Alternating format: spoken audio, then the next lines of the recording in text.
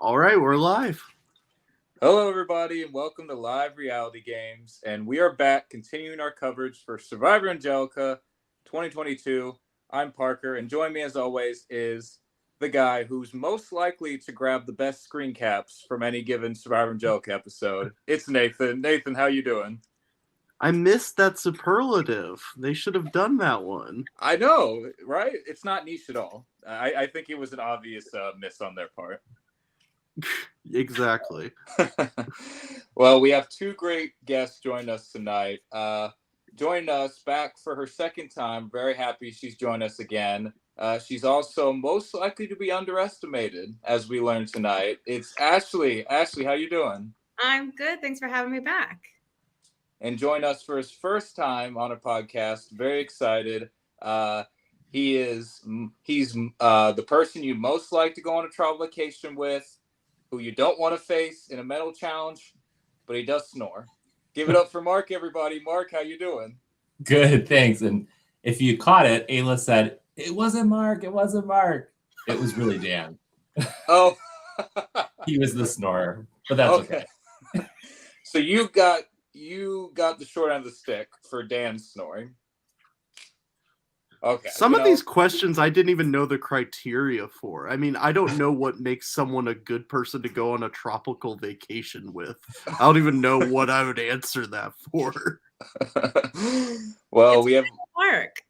Yeah, I guess. Yeah, that's fair. Yeah, that's fair. I was super honored that Christina and I got tied for that one. Yes. That was a big deal. Ashley, as we learned last time you're on the podcast, I feel like if Ray was an answer, would Ray have gone the snoring answer? Yes. He also probably would have also gotten high up on the list of the tropical vacation, I would argue. I love Well, we have two great episodes to talk about tonight. It's the merge baby. Lots to talk about here. One question we like to ask to all of our guests is just what is their background with Survivor Angelica? Mark, I'd like to hear from you about that. What is your background and familiarity with Survivor Angelica? Yeah, I actually had 4 friends on the 2018 season. Okay. And that's how I found out about it. And I watched their season before I went on 2019 season. And there was no 2020 season. But I would love to hear from my castmates, because I actually don't know this from this year, how many of them watched the 2019 season.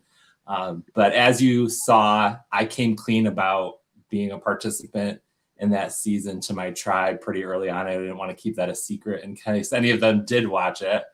But it was an amazing experience, and I learned a lot from that first go around as I came into this last minute cast into the 2022 season, like literally minutes before it started. Oh, wow. So, yeah. Similar boat to Alyssa then. Yeah. So I was excited to see her. I had helped with production in 2021. So I saw Alyssa play, and so I was super stoked to see her when we showed up. So what's the full list of people who have played Angelica before? It's Chaz, you, Alyssa. I think that's Dave play? Dave didn't play before. Okay. Not Angelica, I don't think. No. See, I think that's everybody. Yeah. I was just doing like a mental run through. Your season is to returning players as last season was to relatives, where it feels like every other episode we're learning someone else has played the game before. Listen, they had to make up for it, lack of relatives. They had to make for it in this regard, right, Nathan? Exactly. So a lot of fun stuff to talk about tonight. Plenty of great strategy that I'm sure the cast would love for us to dissect. But first, the most pressing matter, Nathan, we gotta talk about this merge feast, because wow, talk about when you're playing one of these games, an ideal situation here. Like, Nathan, I remember last year we ran through what you don't want to have, and none of it was in this one. Like, Nathan, what did they have at this merge feast? There was a lot of good stuff. I was too distracted by the buffs, which looked like Harley Davidson I see. bandanas. We were Guy Fieri. It was awesome. Oh yeah. Oh, okay. Yeah. Now It was hard for me to make it out what was even at this merch feast. I saw there was like peanut butter and jelly, Gatorade, lots of good stuff. But I'll ask the panel. Y'all were actually there. Like, what all was there for y'all to consume? There was bananas and some fruit cups. Yeah. Crackers, maybe. Yeah, granola. There was like granola bars and chips, pasta salad, sandwiches, wraps. It was great. I was so excited. Yeah, and I saw like fruit cups, and I was like, "Oh my god, like that would be perfect while you're playing the game." Like Nathan, I remember we went through what you don't want to have, and it's normally like some sort of like chili or stew like you don't want to have on like day 2 or 3 in the game, and like they got like a bunch of healthy stuff to re-energize them. Like this reeks of they were planning this and actually trying to prepare for stuff that would be good for the contestants versus what would excite them initially and then wreck their entire bowel system later on. Yeah, I think Parker, you had pizza at the merge when you merged one time, right? Did that mess you up, the pizza? No, the pizza didn't mess me up. What messed me up was the taco bar. Oh yeah, that's bad. And ground beef, and yeah, that was a fun afternoon. No, the pizza was fine, but like this was like, wow, like this is about as good as you're gonna get, I think, in terms of a live game merge feast. Not that you can't have anything better, but like there was nothing that's gonna like make you puke or like exhaust you, like because it's too much sugar. There was wine. I think wine. That's true. I did not. I knew it would be a rough morning if I did. Like no food, no sleep, no water. We can't have wine. Did anybody have the wine? I think yeah. And they're like, can we take this back to camp? I've always thought it's a unique opportunity, especially with Angelica, of if you could get someone just really drunk and they somehow are in the majority, someone, especially in Angelica, could be drunk for 4 solid episodes straight. I mean, the sense I got was all this took place in about 3 hours, maybe. So, yeah, we were there, I guess, all in all, from start to end. It's like 48 hours. It's like half day Friday, all day Saturday, half day Sunday. Mark and I were just saying, watching it in an episodic manner really feels like we were there for ever. And then when we were there, it felt like we were there for a week. But yeah, these episodes really make it seem like we were in it. Nathan, you brought up you and I have talked about this before. Like when you're just an outside viewer, just watching these episodes, week by week, like it feels all disconnected, right? Like it doesn't feel like it took place in a short amount of time. But when you're actually there playing the game, you almost feel like you're in purgatory because so much happens in such a short amount of time. Well, yeah, it's weird because in your everyday life, it's entirely plausible to go 3 or 4 days in your life without anything notable happening, especially if you are at a job that you've been at for a while, versus you play one of these live games and within the course of 1 hour, like your best friend is essentially dead. Someone close to you has betrayed you. Tears have been shed. You think you sprained something in your left calf. The whole works. Well, speaking of what we find at the merge feast, Mark is going to find more than just food. Mark, you're going to find a clue. Now, tell us how did you come across this clue? Where was it hidden in the feast? And do you think you got away with it? Yeah, so I have a little backstory on this. In the 2019 season, there was actually a hidden immunity idol hidden at the merge feast, wrapped up in a napkin with silverware. And someone unwrapped, like I knew to grab it and like try to find it. I'm like, there's one in here, I know it. And mine did not have one in it, but someone next to me had opened theirs and just didn't notice that there was a hidden immunity idol in it. And so I suddenly grabbed it and stuck it in my pocket. So this time around, I'm like, what is at this feast? I'm going to try to find it again, right? So And I was really excited because the camera shot, I don't know if you caught it, showed me grabbing it and like finding it. If you go back and watch it, you'll be able to see it. And I didn't know it at the time if the camera would catch it. But what it also didn't really show very well was Justin spotted it in this basket of fruit as well. And my hand was literally a second ahead of his hand. So I didn't know if anyone else saw me do what I was doing, but I knew Justin did. And my confessional didn't talk about that, but I did share the clue with him.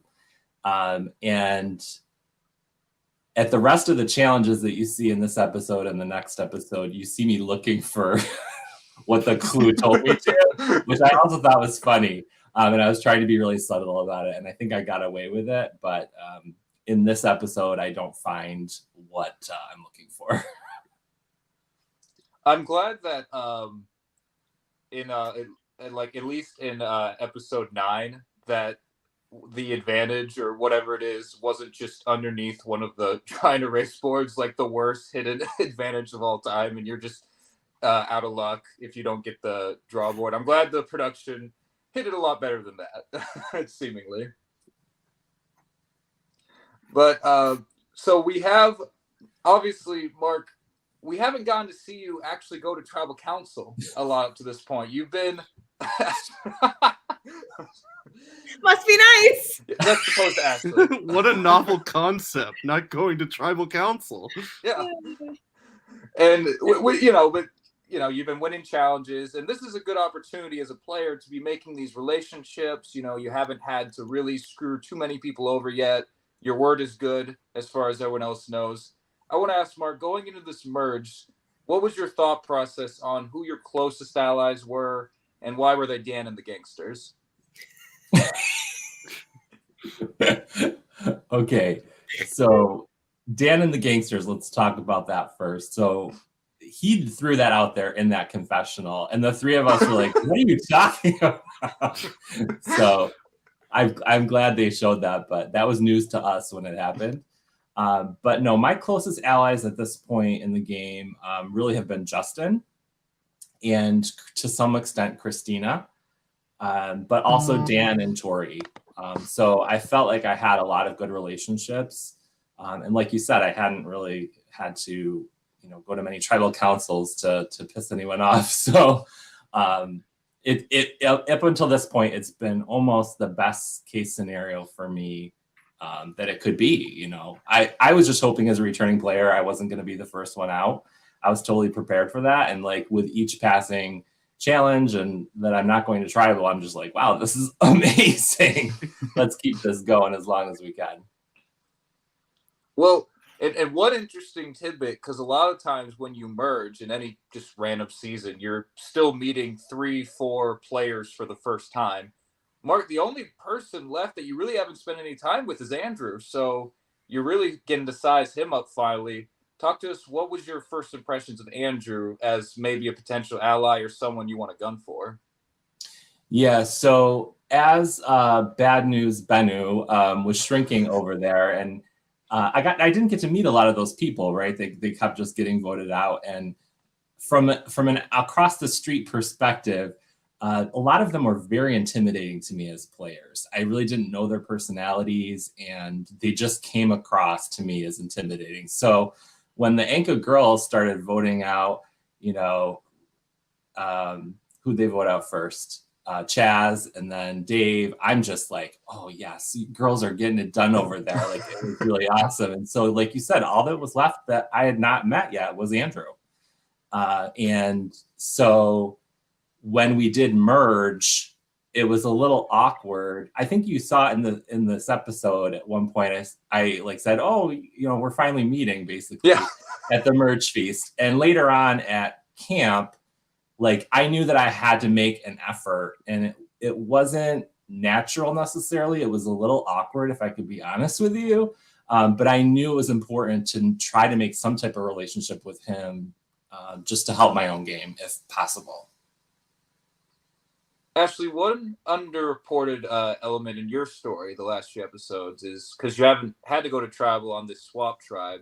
We don't know too much about what your relationships are with the new people you're playing with, such as Mark, Justin, Dan, and Tori. So can you just walk us through just going to this merge? How did you feel about these potential relationships you've had from cross-tribal alliances? It was an oh shit moment, to be honest. I have this vivid memory of laying on the bench of the picnic table, like right after we'd swapped tribes, and all the guys are just, we just won. And so all the guys are just like laying around, hanging out. And my heart is like, oh, if we lose, like we're going home, like this is it. And I'm like, I have to like, you talk to them. I have to get in, see if there are cracks or if we have any hope at all. And I remember I was like, oh, I also don't want to approach it. Like I'm on thin ice with these guys. So I was like, hey, just out of curiosity, like, are we done? Is this it? Like, are we dead in the water? And I remember Justin goes, no, I wouldn't say that. And I was like, okay. So there's a little hope. And then winning the second time, as devastating as that was, knowing that probably some of our OGs were going home, that Alyssa and I were at least safe another night, or minute, hour. And going into the merge, it definitely was a kind of a panic and definitely a scramble of re-strategizing and really seeing if we could get what we sort of saw as like a boys versus girls alliance. And I know that occasionally Tori had made comments about some of the other girls on their original tribe, like hoping that maybe Sarah was going home instead of one of our guys. I was like, oh, I can work with that.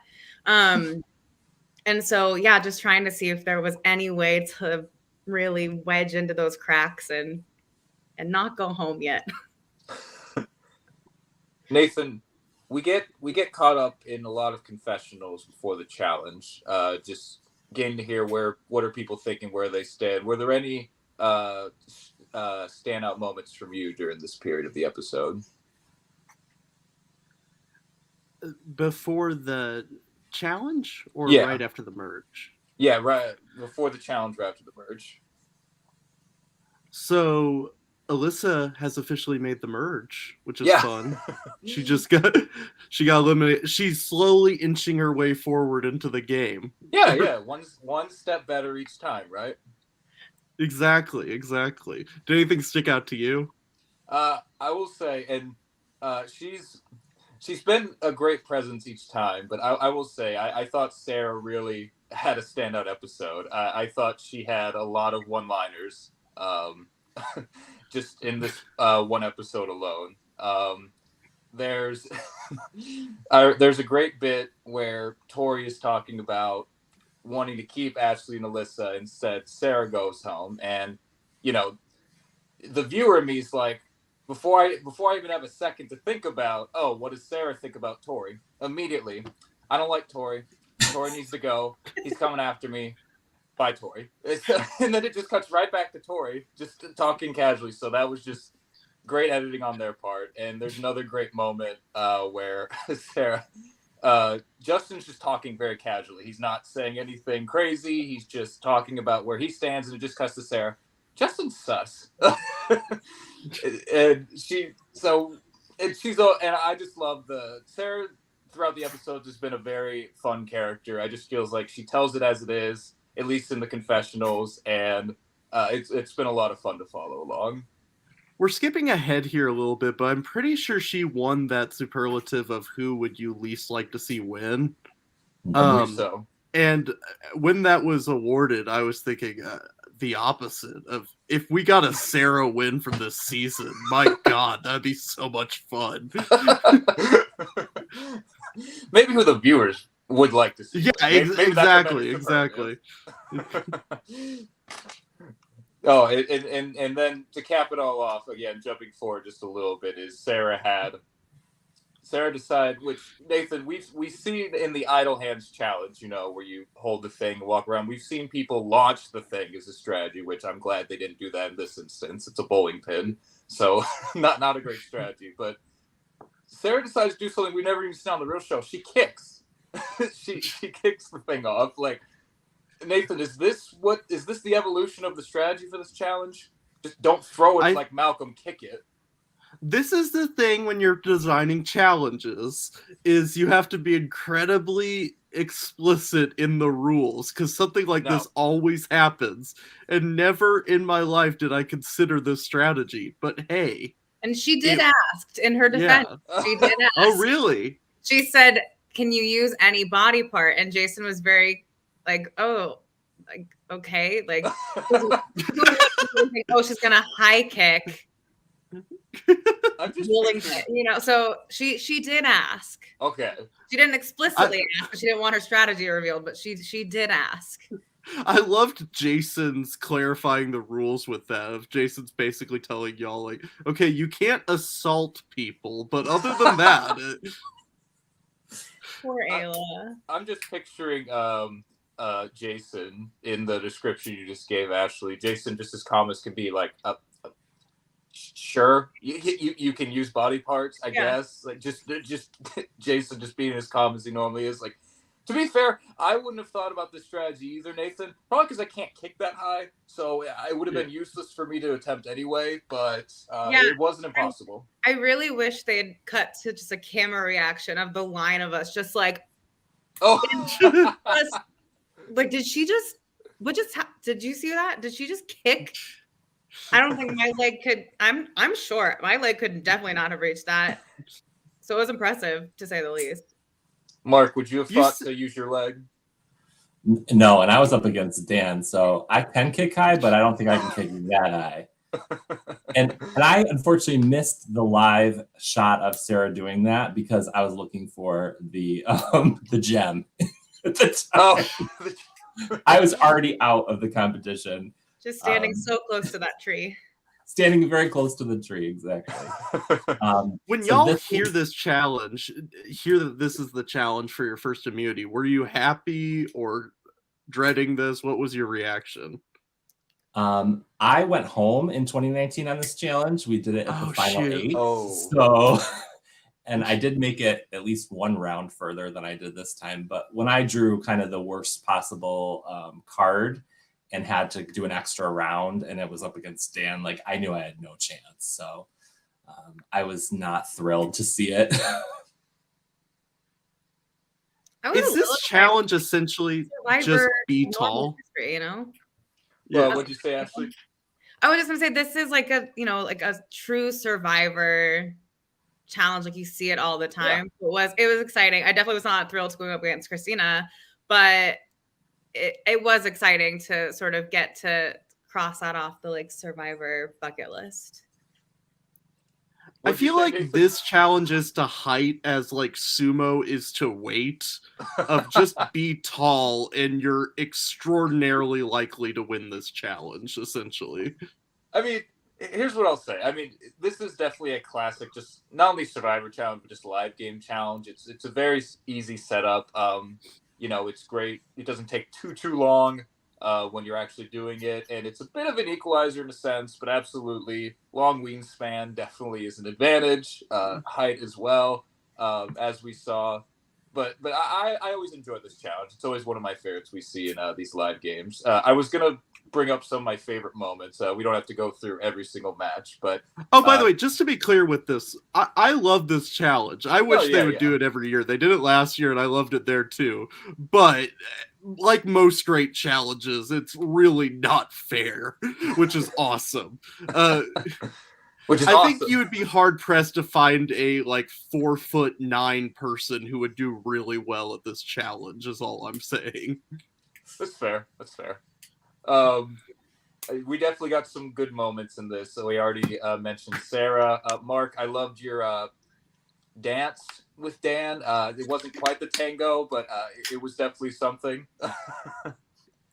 You had to do something, right? He had a long wingspan. You had to have some sort of strategy. Mm-hmm. And Ashley, going into this challenge, what would you say your strategy was?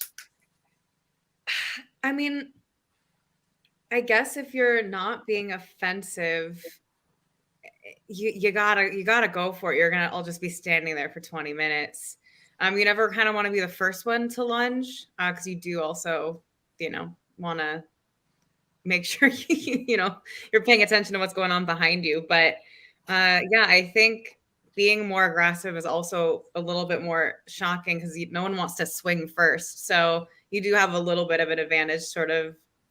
All right, like I'm gonna come for you, and I'm not very big, so I could do what I gotta do to be intimidating.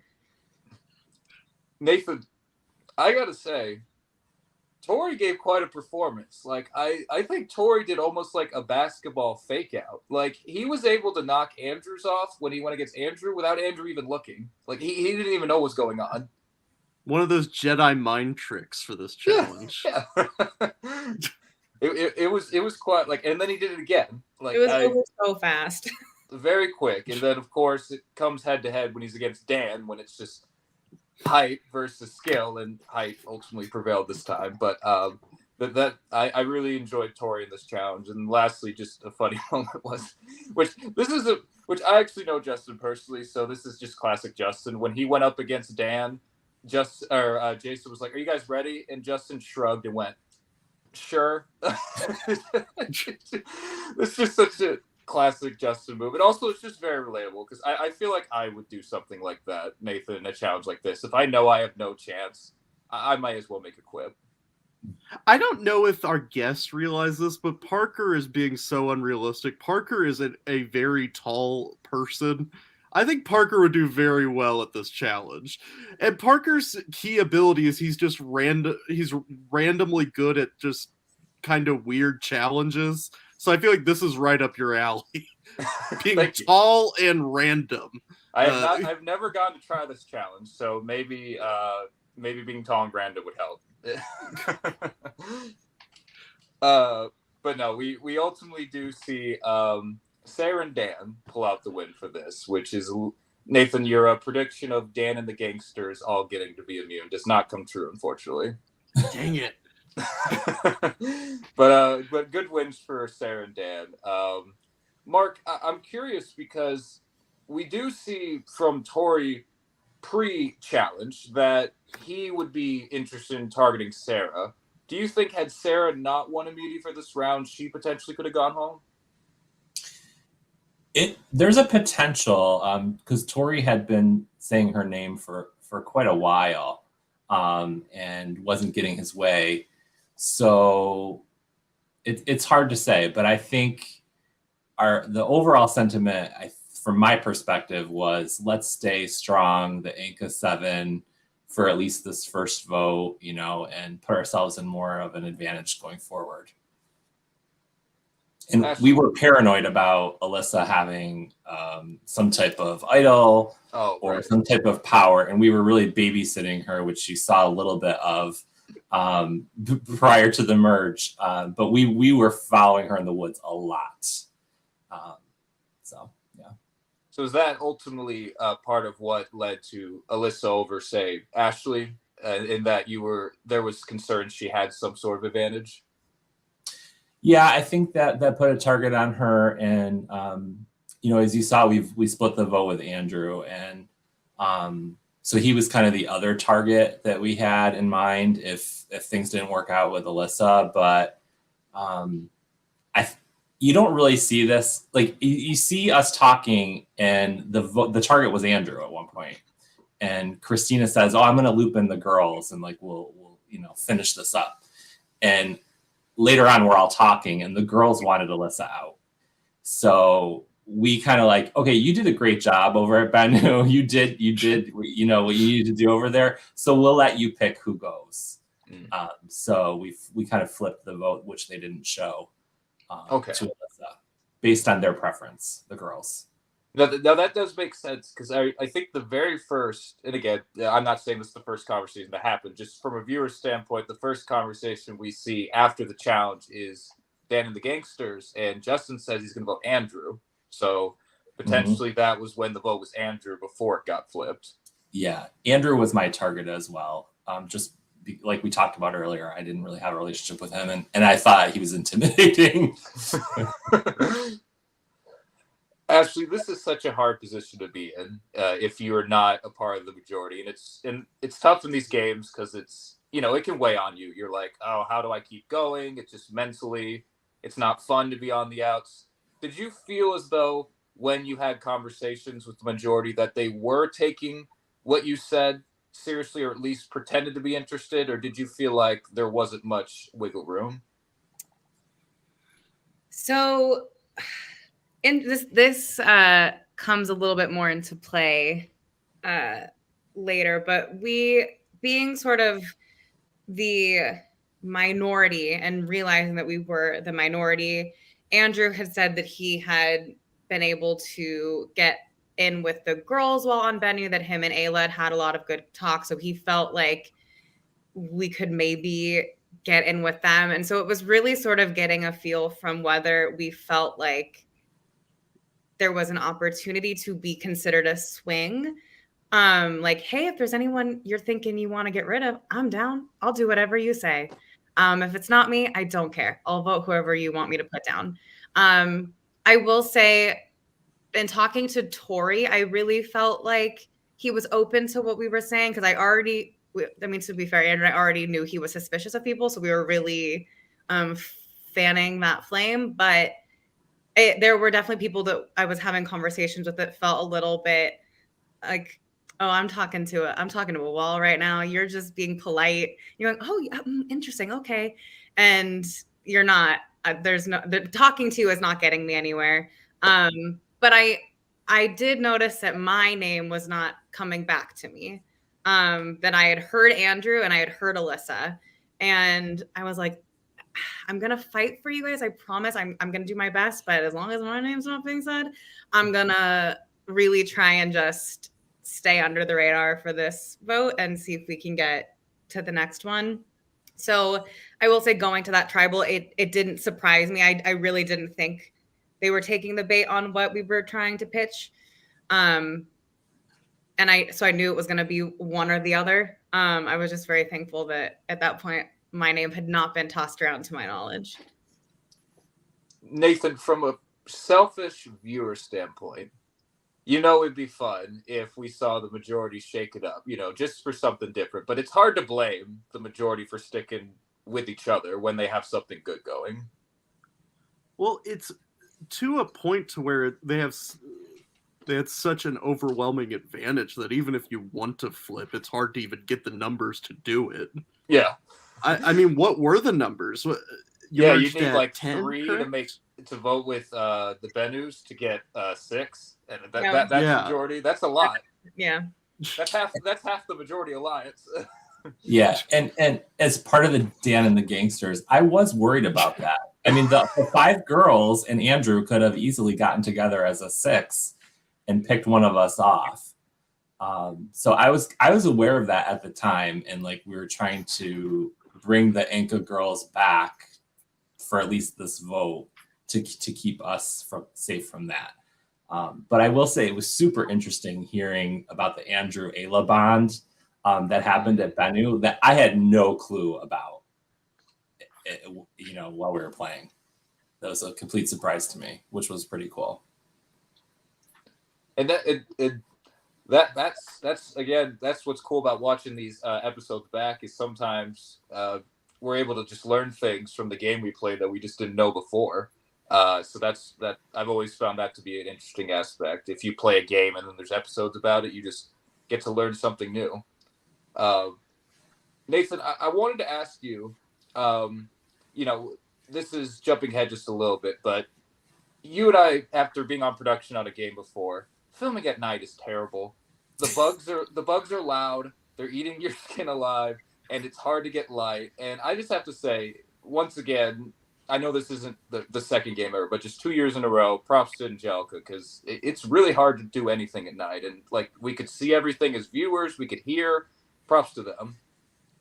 There are just moments in my life where I was on production and I just had an almost out-of-body experience questioning my life decisions. And one of them was during actually Parker's season of Reelfoot, where we're filming Final Tribal Council at about 2 a.m. We have a girl standing on this really rickety ladder with her cell phone light filming Final Tribal. It was so janky.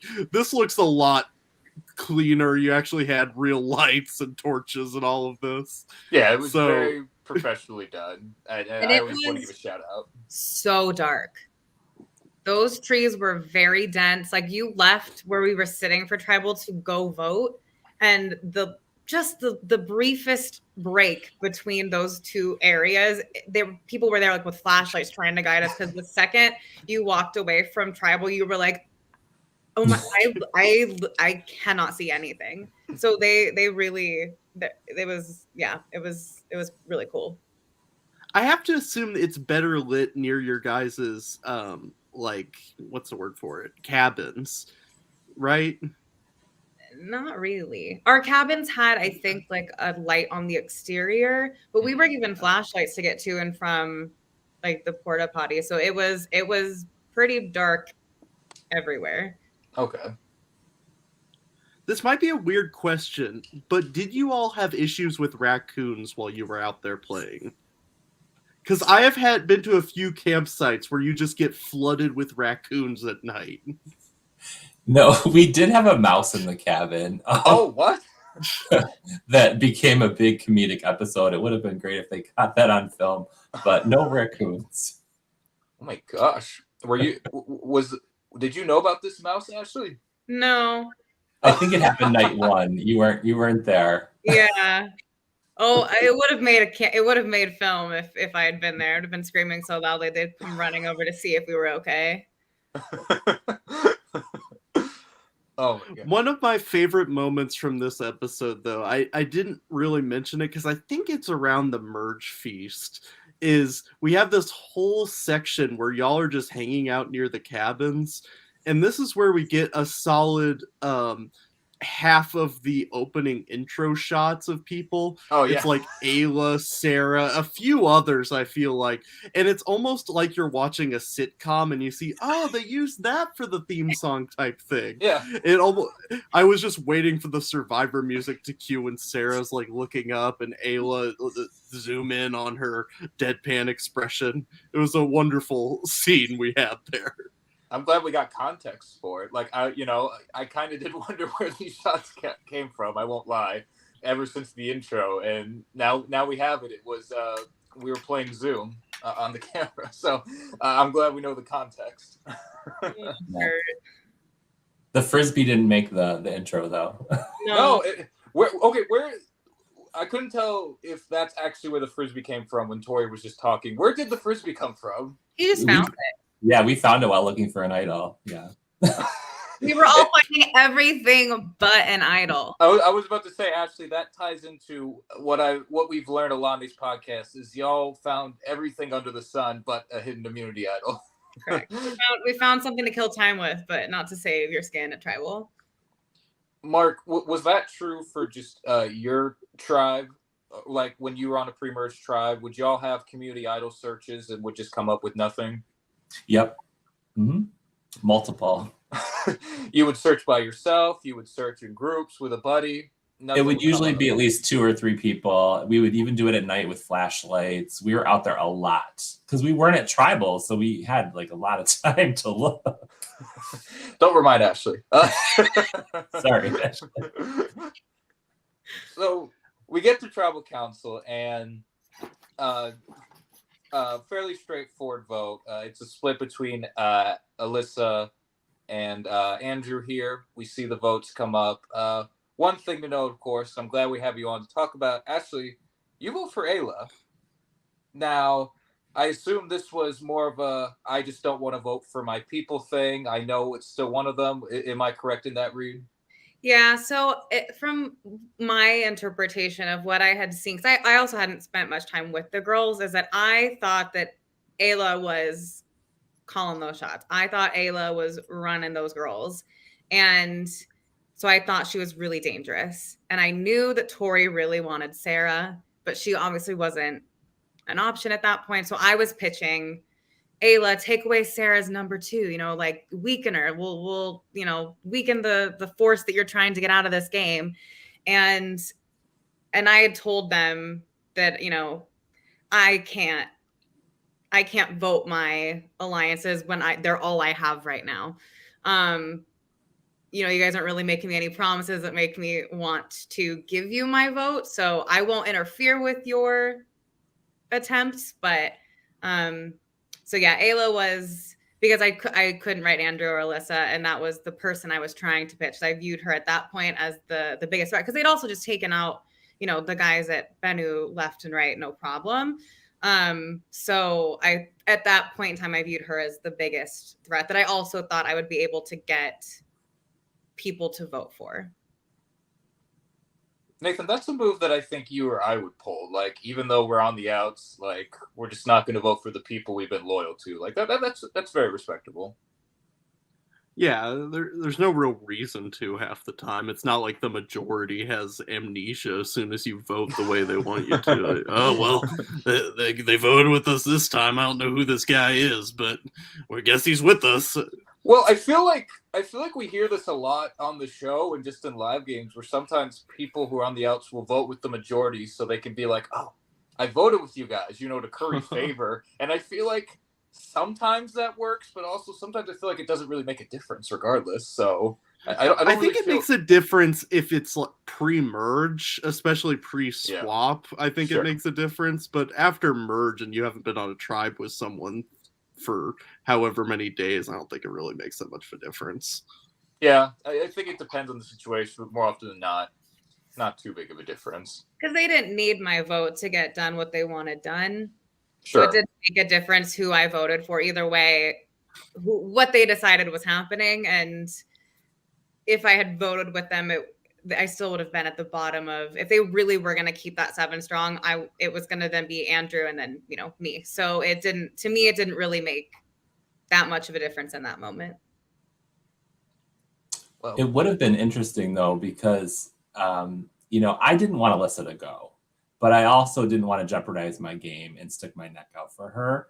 And so I kind of said, wink, wink, vote for Andrew, in the hopes that maybe our 4-3 plan would actually go awry, you know, without it, you know, me getting in trouble for it. So if you had voted for Andrew, Ashley, I think it would have been a 5-5 tie, I think.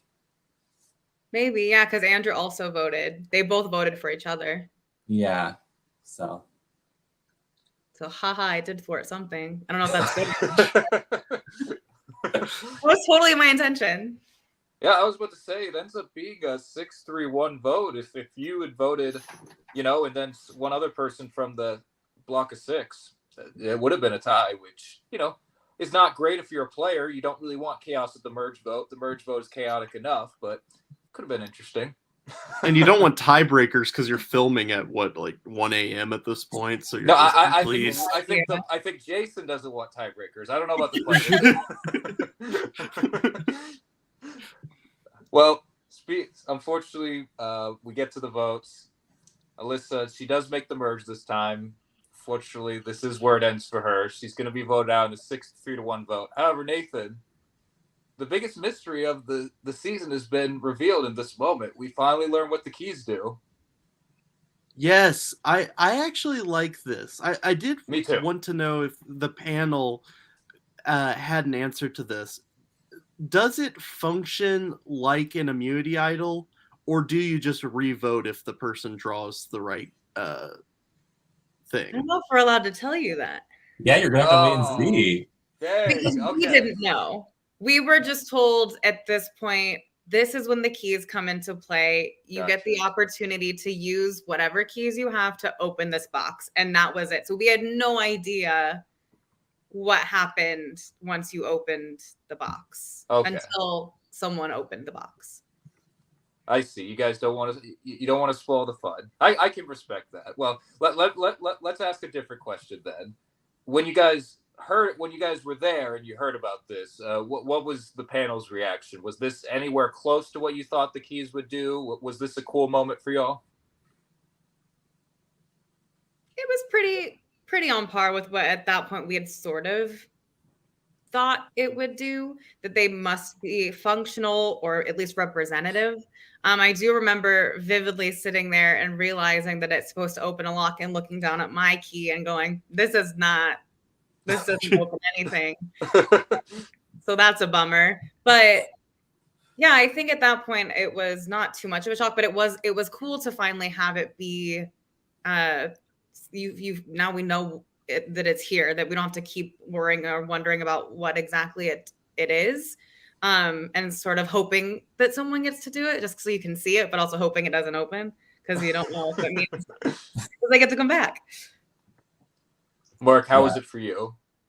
I think I expected it to come into play at the merge, so that felt really natural. And I think Alyssa did say, "Oh shoot, my key's too big." And I looked at my key and I was like, "Oh, I've got a big key too. This isn't good for me." Nathan, I must say, like, I wouldn't have predicted this. You know, I was wrong here. That this isn't what I would have guessed. I really think this is a cool mechanism. We haven't seen, again, depending on exactly what it is, you know, but if it's, let's just say, a ticket back to the game, we haven't seen something like that in Real Survivor, CBS Survivor. I can't speak for live games. This is a deep cut, Nathan, that only you and I will understand. So I apologize to anyone watching. This reminds me of the twist in Big Brother 18, the round trip. You remember that, where that was so stupid. This is better than that. That's what I was about to comment. This is a lot better because that was contrived and not well thought out at all. Each one of them only got one ticket, whereas this has a social component where you can get multiple keys. You know what I mean? Like and obviously, you know, some of that plays into pre-existing relationships, that'll play a factor, but otherwise, you know, you get more chances depending on how many you can get from people who are voted out. So this is, I think, a lot better executed. Obviously, we don't know how it works as you go on later on, like if no one draws it, as people keep getting voted out, if people in the game can use it or whatever. But as it's currently functioning, CBS would never use it because there's no guarantee of it being used. It's entirely possible that everyone just says, hey, we're going to keep this one person. Everyone give this one person their keys. So this twist never comes into play. That's true. There's also a chance that the person who has the key just, you know, doesn't get voted out. You know, CBS, you would think wants that moment, you know what I mean? Like it's like Chekhov's gun. It's like, you know, if you introduce it, you want it to pay off in the climax. So I think CBS would be too scared to pull off a twist like this. Yeah. I do think it's interesting that you can't really reliably just bribe someone with keys as easily. Because if you are essentially saying, I cannot betray you for the foreseeable future once I give you this key. Because if you give them a key and that happens to be the right key, and they get an idol plate on them or something, you're keeping someone in the game you just voted out, which is pretty bad. Yeah. So I do think after this reveal, it means more to give someone a key while in the game. Oh yeah, and you know, I think, you know, what we'll see in the next few episodes, whether it comes or not, since y'all as players have context as to what could eventually happen with this, you have more ways to think around or think about how to implement the keys, and because now you have the context. So I think that's what we'll see, and that's my prediction. We'll see in the next few episodes. I also like that it was called the Phoenix, which at first I was a dummy and I thought that Jason called the box the Phoenix. I was like, Jason, that's a box or a chest. But then I realized he's talking about Patrick Star. Jeez. What's in the box? You know, like I don't know. And the Phoenix is why our buffs were the way they were. Like, okay, yeah, okay. Yeah, that's Guy Fieri's nickname, the Phoenix. Okay, that makes sense now. Leave it down. I was gonna mention this earlier when Nathan brought up. I forgot. The camera pans to a flag, like it's the merge tribe color and a name on it. I believe it started with a G. Did they give you guys a merge tribe name? Yes. Okay, what was it? That's an excellent question, Parker. I think it's Golan. I literally said we have a group chat, and I remember because we were at the merge and he said it, and I repeated it, and it's on the episode, and I repeated it aggressively because I knew I wouldn't remember it. And then when we were watching it back live, I was like, "Oh my god, I totally forgot that was the name of the tribe. That's why I said it so aggressively." And I'm like, I don't know. During the game, Garuda, like Barracuda. Oh, yeah. Oh, Yeah. Okay. During the game, for the life of me, I couldn't remember the name of the Inca tribe. My brain day 2 it's so interesting watching these episodes back because the first day, those first couple of tribals, I remember everything so vividly. And day 2, we're watching these episodes back, and I'm like, I don't remember saying that. I don't remember what I wrote down on that whiteboard. I honestly couldn't tell you because just being so sleep deprived, my memory of it is just so fuzzy. It's so funny. I also like that y'all got on this podcast and called it the Guy Fieri tribe or Flavor Town. You know, that I would name a merge tribe that. So I think that's a very good name. Thank you. That's about all we have for this episode. Not to jump right ahead, but Ashley, you bring up something that I think is funny. Is you don't watching the episodes back. You're like, oh yeah, I said that, or oh, I did that. I did think it was funny when y'all did the episode 9 immunity challenge, how you can hear several different players say at certain points, I forgot that was a question, or I don't even remember what I wrote for that. So I assume by this point, fatigue is really starting to set in. Yeah, that merge feast wore off real quick. Nathan, was there anything else from episode 8 before we jump to episode 9 that you wanted to highlight? Well, I did want to acknowledge that we're assuming the keys unlock some kind of an immunity idol or something to save you in that way. Right. When that might not be the case, it might just be an extra frisbee. That's true. That's true. We also also one thing of note, different from last season. Not sure about previous Angelica seasons, but Kurt last year was voted out final 10 on the jury. Alyssa is in 10th place. She is on the jury, Nathan. So that does open up more possibilities. We could see a final 3 with a jury of 7. We could see a final 2 with some sort of juror removal, or perhaps a juror getting some sort of extra jury vote. It opens up for more options here. So that was interesting. Yeah, it's a bit of a bittersweet because I was happy to see that Alyssa was on the jury, but then it just makes me even more angry that Kurt was not on the jury last season. I'm telling you, we were robbed of his jury speech. We really were. But I am very happy to see Alyssa on the jury. She will continue to have a say in the game. I know she came into the season wanting to do better than last time, and she did, but unfortunately, just for whatever reason, Angelica has bad luck in Angelica when it comes to winning challenges and tribes. Nathan, I thought Alyssa was great this season. It was fun to see her do better despite unfortunate circumstances with numbers. Yeah, I thought she played really well both times. I thought she was fun both times. Sad to see her go here. Keep bringing her back. Let's bring make her back, this the challenge, essentially. Hashtag Team Melissa. Yeah. Next year she'll get 9th, then 8th. We'll get there eventually. By 2030, she'll be the winner. A solid stock to buy. Gradual.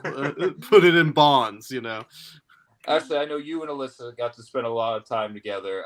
How was your experience like with Alyssa? Oh, it was great. I mean, she's a doll. She's a straight shooter.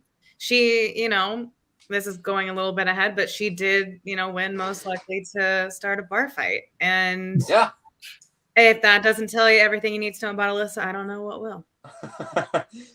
Mark, you didn't get to spend as much time with Alyssa, but how was your experience getting to know and play with her?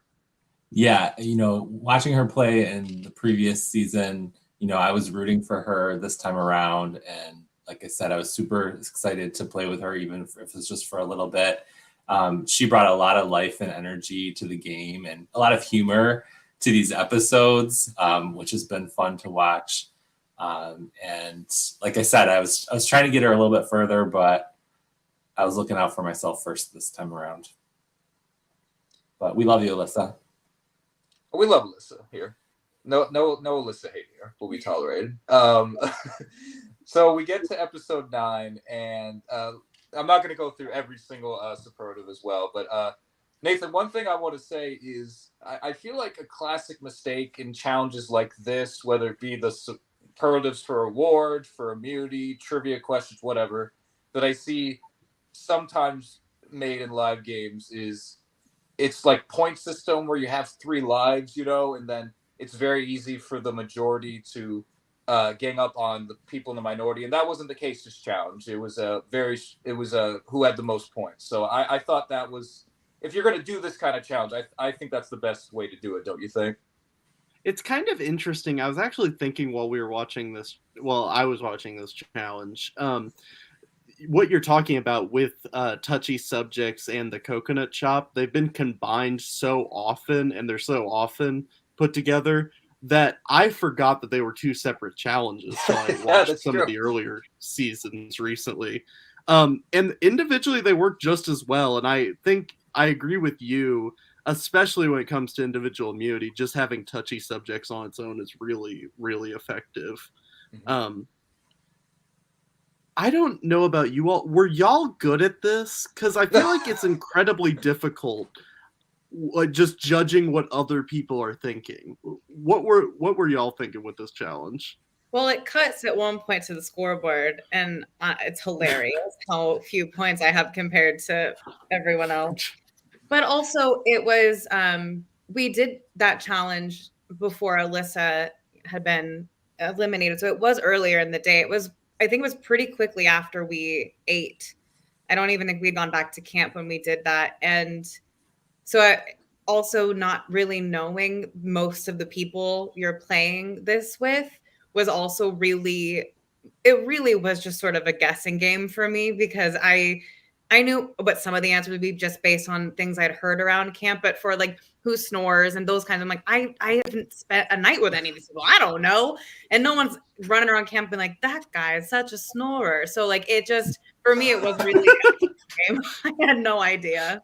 And I failed miserably. What about you, Mark? I was pretty competitive. I was keeping it close with some of the front runners. Actually, that's a really good point. I didn't even think about that while we were doing it. Like the original Enka tribe, we all knew each other more than you and Andrew knew the rest of us. So you were kind of disadvantaged in a way with this challenge.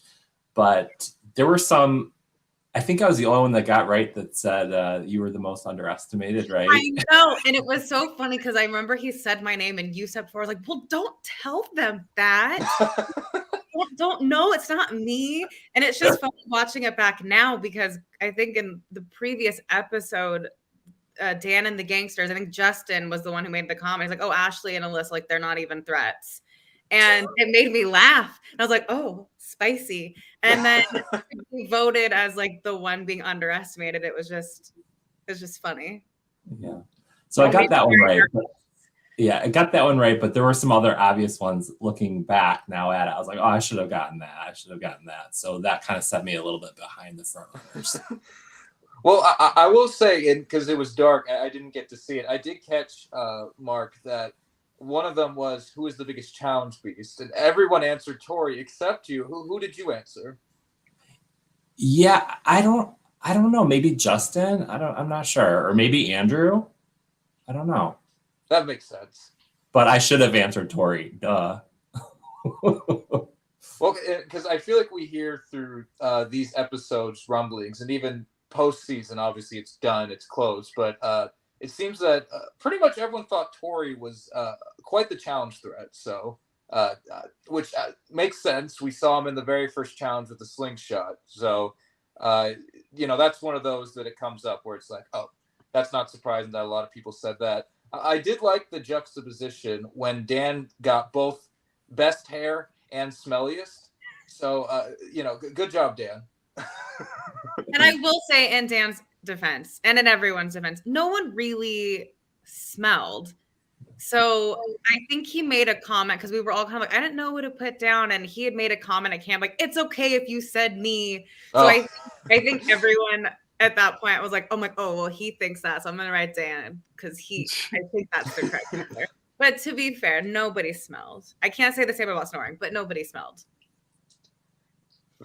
Nathan, if you were to do this challenge, and the bad ones start coming up, like who should have been voted out first, who doesn't deserve to win, that sort of things. Would you be that guy and vote for yourself to not cause waves, or would you vote for somebody? Because I feel like that's a common strategy.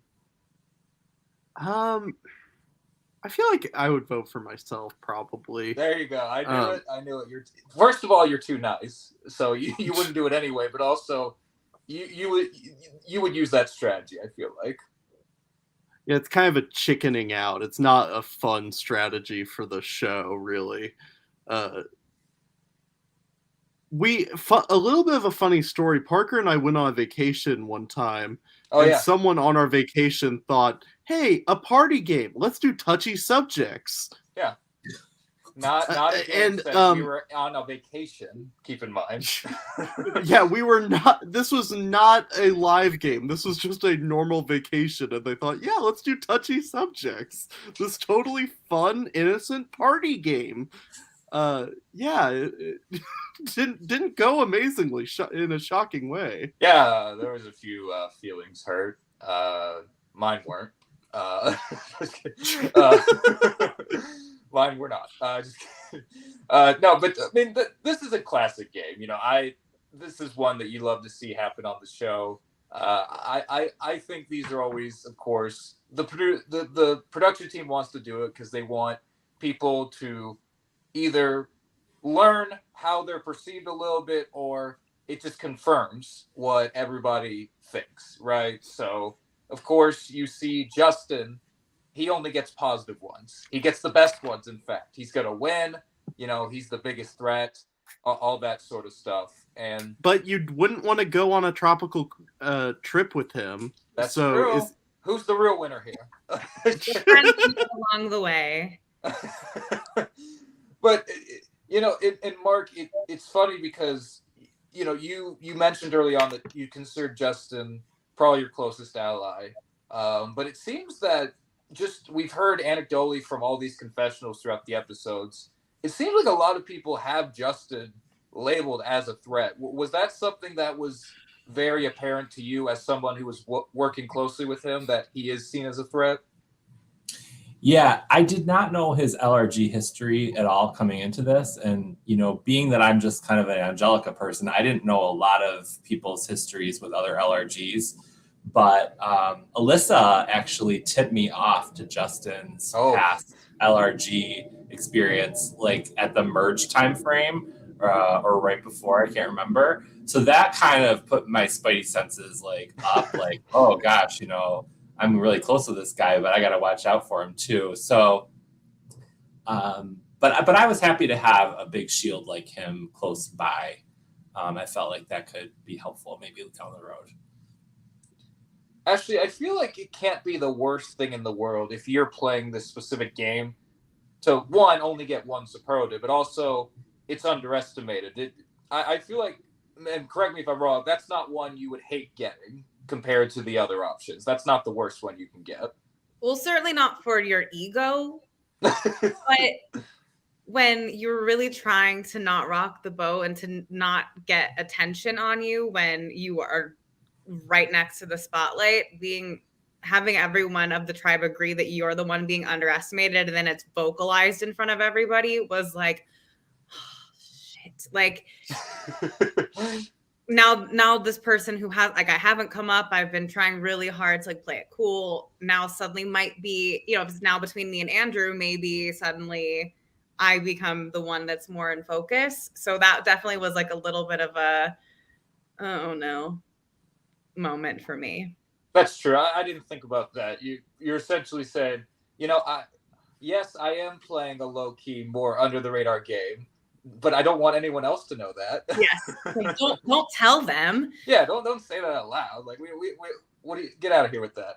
And Mark, for you, I mean, yes, with the vacation, that shows that people obviously like you. You know, that could obviously be interpreted as he could get friend votes. You know, if that way, but I think you also come out of this pretty well in that you're not getting the negative ones, but you're also not getting the huge threat ones. So were you happy with the answers you got? Yeah, I was pretty happy. I did get, I don't know if you caught this. I don't know how they phrased it, but best at a mental challenge or something Yes. along those lines. That was me. And so that one was kind of like, eek. I don't want, my profile to be raised on that front, but it happened. But otherwise, poor Sarah, I mean, she really got the brunt of the negative ones and handled it like as best as possible. I would have been a wreck if I were in her shoes. That was really tough. And I will say, as some of them may have been framed negatively, but I think also when I'm thinking about whose names I wrote down for what I can remember, for a lot of those questions were because I saw them as threats, not necessarily because I didn't like them. So like, who do you think should have been voted out first? I'm thinking, I would have taken out, especially for like their tribe, right? Like they have not had to go to tribal very often. Who's the first person I would have taken out would have been a big threat because they obviously didn't need it. They were winning. So for some of the ones that she got, I didn't necessarily think of them as like a negative. I thought of them as she is just such a hard player that if you had the opportunity to get her out, then you gotta swing. Well, that's, you guys talked about it at Tribal Council where, this shows the maturity of the group where you guys realize, look, that's the name of the game. It's supposed to cause tension, drama, whatever it may be. Let's just roll with it. And it didn't seem like anyone took it too personally, which is cool to see. We see on the real show sometimes if this challenge is done, somebody will blow up their whole game over it. And that just based on whatever they were the answers to. And it just becomes all they can think about. So I think everybody handled it pretty well, which was cool to see. Nathan, were there any other superlatives that stuck out to you before we get to the strategy? One thing I would like to ask you all was there any question beyond just the snoring where either of you wrote down an answer that you were pretty firm on and then you hear the results and you were just dead wrong and you were kind of baffled by it? Was there any case of that? Good question. I mean, I didn't know any of the answers, so nothing I was writing down I was really sure about. I think there was maybe one time Tori being the threat or like being the challenge beast. And I think one of the ones I put Sarah down, but the rest I was kind of like, I don't really know. So nothing I wrote down really came as a shock that I got it wrong. Yeah. And there were 21 questions, right? So it's a lot to remember, and I don't remember. That's fair. It's hard. And, those type of things as well, you're also not trying to make yourself stand out. Not saying you two did this, but, there are cases where, if it's negative, I'm going to throw an answer on myself. We don't need, any scorning for anybody. It's just something you got to get through. But we do ultimately, they don't. Hey, I'm sorry, Parker. Can I actually, there was one thing I wanted to cover real quick. Yeah, of course. There was one specific question I really liked. I feel like we've done it on Real Foot as well. It was, who is the most likely to get cast on the CBS version? Oh, yeah. Okay, the game is out. The game is done. We saw that Justin ended up getting the majority here. Every person on this podcast, give your honest answer of this. Who do you think is honestly in the game at that time the most likely to end up on CBS Survivor? Parker, you go first. So they're still in the game. At the time that they're playing this challenge. Good question. Let's see. I've got two people here, and I can only give one answer, so that's not fun. Just kidding. All of them are a lot of fun. But I could see Tori being a good character for the show. I could see that. And by the way, this isn't picking favorites. I'm just going by. I know. I'm joking. I think they're the most likely to go. I think Alo could be cast on CBS. Oh, Survivor. Yeah, that's a good one. I could see her being easily one of the people they pick. Yeah. Who do y'all think? A lot of big personalities play this season, and they also put really good game. And it's not always highlighted in the episodes because you can only fit so much. But I really think that there's quite a few people from our season that I wouldn't be surprised if I saw them in Fiji. Yeah, and Tori was my answer as well, actually. But now that I think a little bit more about it, I could totally see Andrew building a shelter. Oh yeah. On the Real Survivor. Getting everyone like ripped and ready to take on a challenge. I feel like Andrew has suffered enough. Maybe give him a little bit of a break before he goes back. He goes on to CBS Survivor. The season has taken up enough of his life expectancy to until then. Or I think it was one tribal council between the swaps, and there's one tribal council he didn't go to. I think my favorite just ran as I was watching this. Speaking of Andrew, as I was watching this episode, I didn't know if there was no point to me bringing it up because it just didn't come up naturally. But I'm glad you guys brought up Andrew. Is that Andrew has a confessional after the merge feast, and he talks about how it's weird to be on the Anka side of things now finally. And I was like, oh my gosh, Andrew is the only person in this game that made it to the merge without ever being on Anka at any point. Like that is an insane statistic. So Andrew's been through a lot, bless his heart. Yeah. But that's a great question, Nathan. That's a fun one. That's one that I'm glad they include as well because I think we've done a real but I'm not too sure. But that's a good one.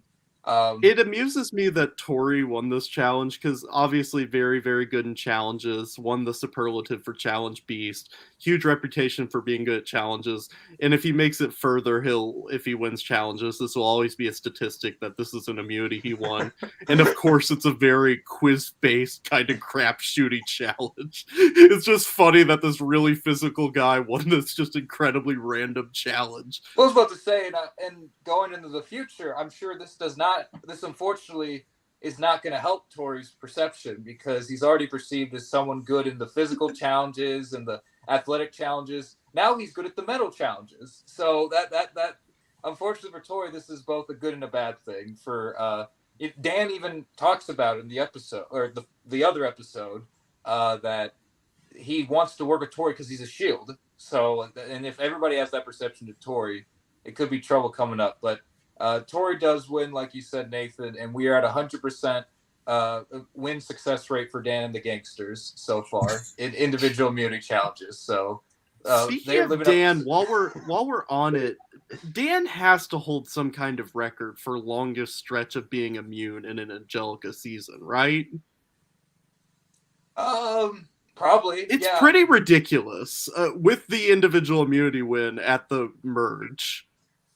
Probably. There has to be some statistic for it, right? Yeah, we need Jason on this. Surely he has some kind of record here. What was it? How many people did y'all start with? 16 people? 16. Yeah. Mm-hmm.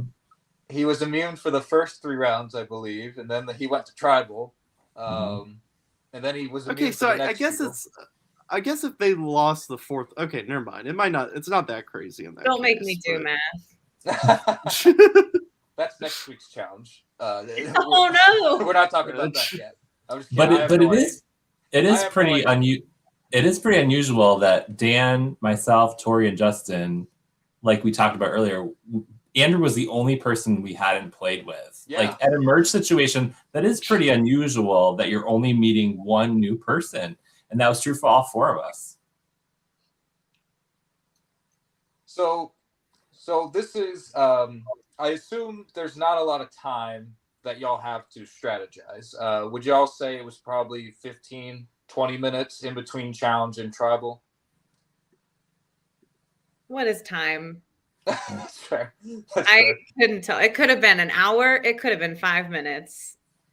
Well, one thing that I am very curious about, because, as viewers, we're just watching the episode, we do go from challenge to tribal council. So we don't get to see, how the ball gets rolled ultimately in Sarah's direction. So I'd love if you guys could walk us through what ultimately leads to the vote, not being Ashley and Andrew, but instead Sarah.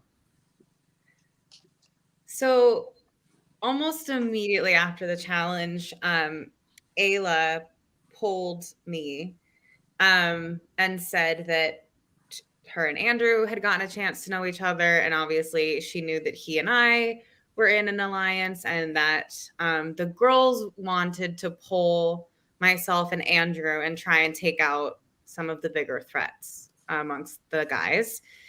And I wasn't unreceptive that I just didn't know if I could trust her, only because I hadn't really had the opportunity to work with the girls, and I just didn't know if I was ready to place my bets there. And then Tori had approached Andrew and had tried getting Andrew and myself to go with the guys. So Andrew and I were sort of in this moment, getting to decide sort of how the game played out moving forward. If we decided to go with the girls and try and take out the guys, or stick with the guys and sort of take out the girls. I mean, either way, we knew we were at the bottom of those alliances, and that definitely played into it. And then in trying to decide which way we wanted to go, Tori came to me and said that the girls had been pitching to him me. And so in that moment I went, oh, okay, so that wasn't a real pitch. And then I suddenly became very distrusting of the girls, thinking that they were playing us.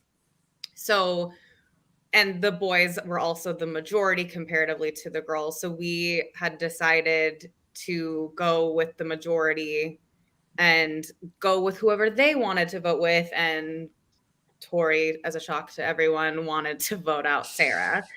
And Tori had told me that if we go with them and we vote with the guys, that he will make sure that the girls go home before I do. So in that agreement, securing a place a little bit further, at least down the line of elimination. Mark, this is the first real betrayal that this 7 has to go through. So I'd love to hear your insight into what ultimately led to, not saying you were the main person, but what led you to get on board with this decision? Yeah, I think, with Tori having immunity and Tori wanting Sarah out, it was a little bit placating what he wanted. And I was playing a bit of, as long as it's not me, I was good to go with whatever the majority wanted to do. Not to say that I wasn't part of some conversations influencing things here and there, but I was a little bit fine just going with the flow on this one. And I don't think the episode showed this very much. I think the previous episode did, but Andrew was very assertive in his relationship building and was really good at making you believe that he was all in on a relationship with you. And so he was playing a bit in panic mode and really wanted to get in with us, or at least he projected that. And so, I'm really serious. I want to play with you guys. And so he was trying to direct the vote somewhere else. So, and again, as a foursome against another group of 5, we were very aware that we wanted to make it through this vote. And so if we could bring in Andrew for this one and get out Sarah, that was kind of a good thing for us. So Ashley and I didn't talk a ton on these couple of votes, as I remember. Really, and that's why I really thought that Ayla was the one. I felt it was like Tori and Ayla were sort of the people in charge of the respective alliances, because they were the two that were constantly in my ear for whatever that time was, trying to get us to swing with them, because they knew that Andrew and I were deadlocked and we were not going to break, because we were all we had. And so they were trying to pull the two of us. And I remember telling Andrew at that point, the girls are trying to get me. I don't want to work with them, but ultimately, I'm going to go wherever you tell me to go. And at that point, he really felt that we had a better chance going with the guys. And ultimately, that proved to be correct. Yeah. And I want to say something about Sarah. I agree completely with Ashley. She came across as a threat to win. And she has a great poker face. She was very hard to read in the game, which made her even more intimidating as a player. So that rose her up on the radar. It makes sense. And, these type of situations, I was alluding to it last week's podcast that, this could easily go oh, Alyssa, Ashley and Andrew can be on the bubble, and that's what we saw unfortunately happen with Alyssa. It just didn't work out, but Ashley and Andrew, y'all were able to just scrape by just enough to where you were seen as assets to enact some bigger votes, and it seems that's what we're seeing here. That's Nathan, pitching. yeah, I'll help you. Nathan, we're speaking objectively just as viewers. Obviously one of the big questions is when is the right time to make a move? Did you think this was the right move for certain people here, or is this too early? I think you're at final 9. I don't know if it's too early to do anything. I think they're pretty deep in here. Honestly, it's a little hard to discern because we just don't know the dynamics of the majority as well as we did some of the dynamics in the pre-merge with the tribe that was losing. So hopefully in the coming episodes we learn more. I will say I was disappointed that we didn't get more of Sarah. I thought Sarah could have been a lot of fun. But I think it was fun to have a mix-up as well. So take the good and the bad. Yeah, it's unfortunate. There was a shakeup in the status quo, but unfortunately, it's at the cost of Sarah. As I said earlier, I thought Sarah was a lot of fun. You could tell she really had a mind for the game. She wanted to play hard, and she had great confessionals. So I really enjoyed Sarah as a viewer. Mark, what was your experience out there with Sarah? Yeah, I wanted to work with Sarah from the get-go, so I was really happy to work with her for a lot of the game. But because she had such a great poker face, it was hard to know her intentions. So watching it as a viewer now and hearing these confessionals, she talked ill of me at one point and a lot of people, right? So it's like, gosh, wow, she was really dangerous. But it was great to have the chance to play with her, and she brought a lot to the game. And Ashley, I know you didn't get to spend as much time, and y'all, you were intimidated by what she could bring to the table. Perhaps she was with you as well. How would you say overall your experience was getting to know Sarah? She was a firecracker. And it's just, and again, it's just the biggest compliment of like, I know that some of the superlatives she got maybe felt not so fun in the moment, but I really think people also just viewed her as a threat because they couldn't read her, which is really difficult to do. I think people, especially when you're sleep deprived and you're hungry, and it's very hard to sort of keep the game face on, and she never let it slip. And she was clearly a physical I mean, she won the first individual immunity and with the high kick. So she came to play, and she came to play hard, and so her getting eliminated before like the bottom of the barrels over here, like, just is a very big compliment. Was that your alliance name, the bottom of the barrels? At that point, we're just like really love the B alliteration, the Bennu Bears, the bottom of the barrels, just anything to not be at the bottom. And we were not super successful. I appreciate your efforts, but you're no Dan's Angels. Granted, few can be.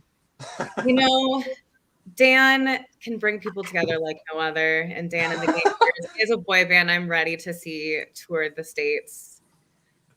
So, Mark, whenever you're ready, my money, take it. I'm ready to see it. I was to say, Mark might be the lead guitarist. Who knows? When Dan is swooping his hair. Yeah, hair. Which I think during that challenge was covered, wasn't it? Yeah, I think it was pulled back in his buff. Yeah. Well, one last thing to note.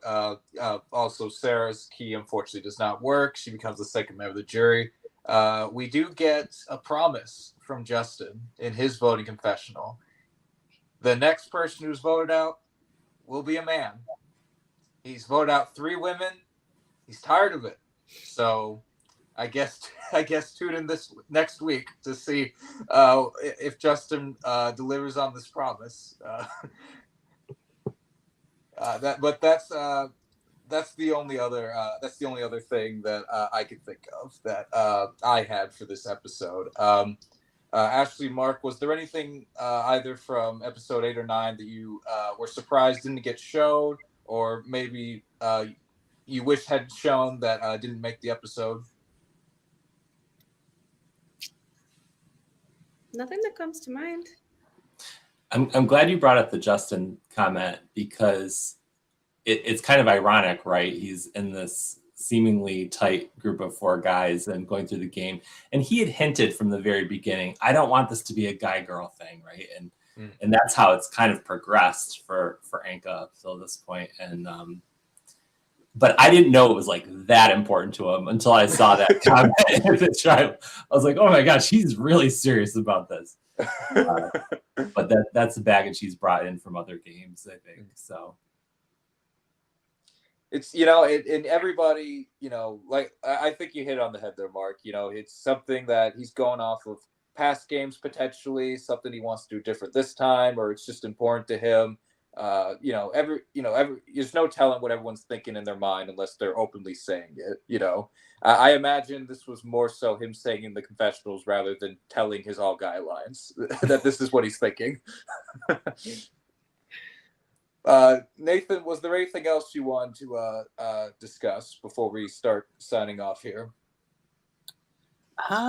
Nothing in particular. I am looking forward to Justin going on his tribal killing path for one man to vote out. How many women are even left on the season? We have Ashley and 3. Ayla. And Christina. Okay. It's not okay. So he did have some options of women to vote out. So I guess it's a little bit of a campaign promise. I don't know. I mean, if he doesn't go for Andrew, he'll be breaking up the boy band, America's favorite boy band. So we'll see what happens here. There's a lot to come. I mean, the game has been altered, at least with the last vote. We'll see if it sticks. We'll see if more moves will be made. We'll see if the status quo will return. There's a lot going on. I mean, there's a lot that can happen in the merge. Everybody's playing for themselves, and the jury is formed now. So it's going to be interesting.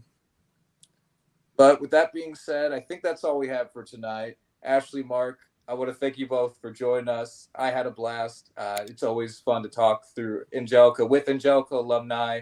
I know this experience meant a lot to both of you as well as everyone else. So I'm just happy we could get to chat about with you both. Thanks for having us. Yeah, it's been a blast.